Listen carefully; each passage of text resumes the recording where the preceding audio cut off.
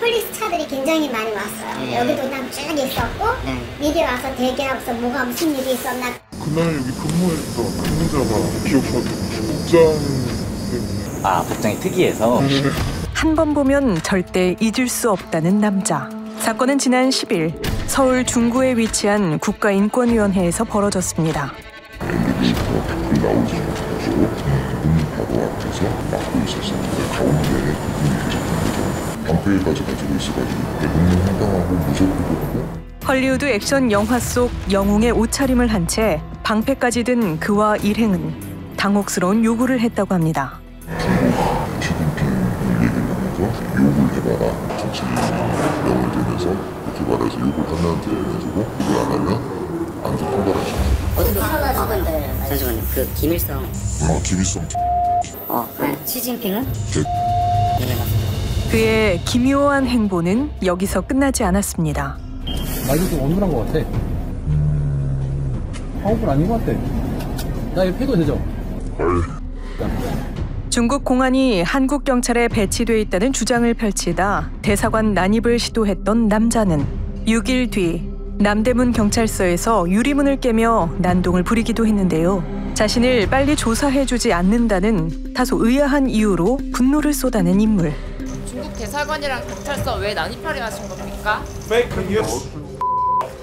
지상파는 죄다 가짜뉴스라는 이 사람의 정체는 43살의 안 씨였습니다.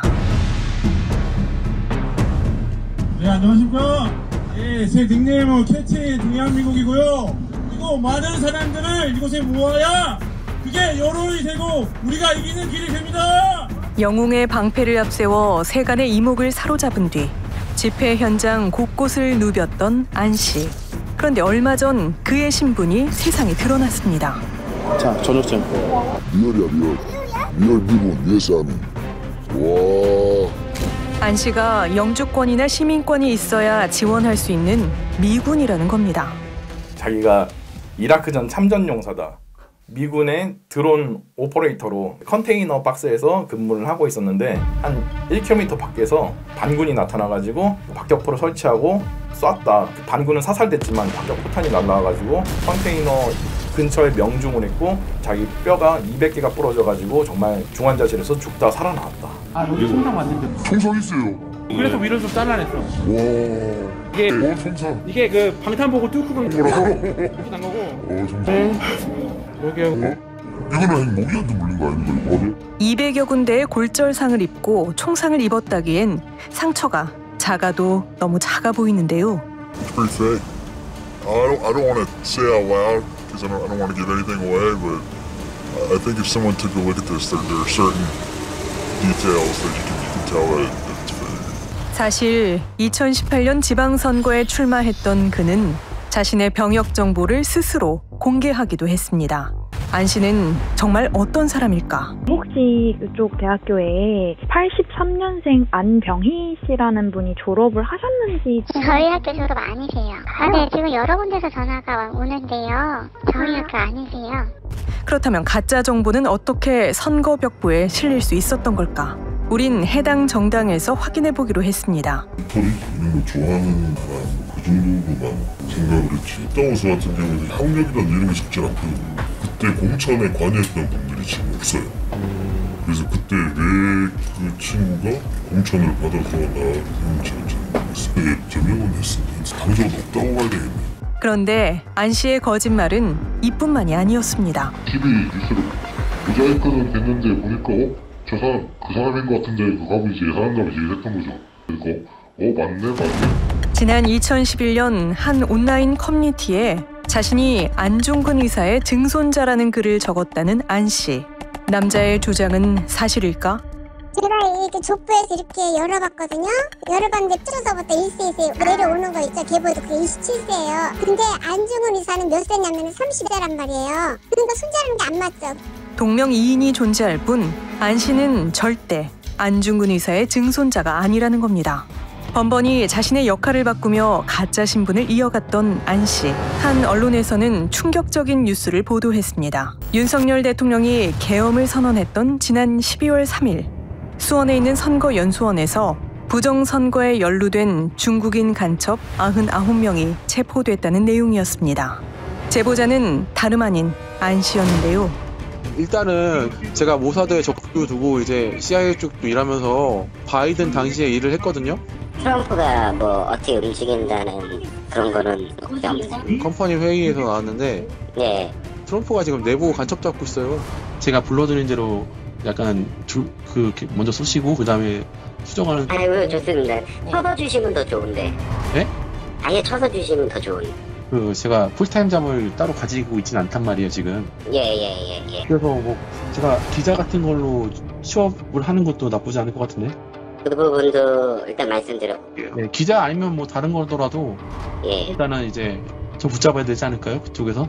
우린 현재 경찰 수사 중인 그를 대신해 대표와 얘기를 나눌 수 있었습니다. 공정보도라는 가치를 제일 중요시 여기에 우리 기자는 법조출 기자 출신이고요. 호주 특파원하고 나왔고 미주 편집국장으로 있었던 친구예요. 아주 검증되고 텐더다는 친구고 제보 받고 나서 그 들어오는데 크로스 체크했어요. 우리는 마시라고 하는데요. 마이클 피터스라고 본인이 소개를 처음에 했기 때문에 위중과 신호를 노출하고 이런 것들 좀 의도성이 있다고 봐요. 그럼 아직 안병희 씨가 정보기관 소속의 인물일 수도 있다라는 가능성은? 당연하죠.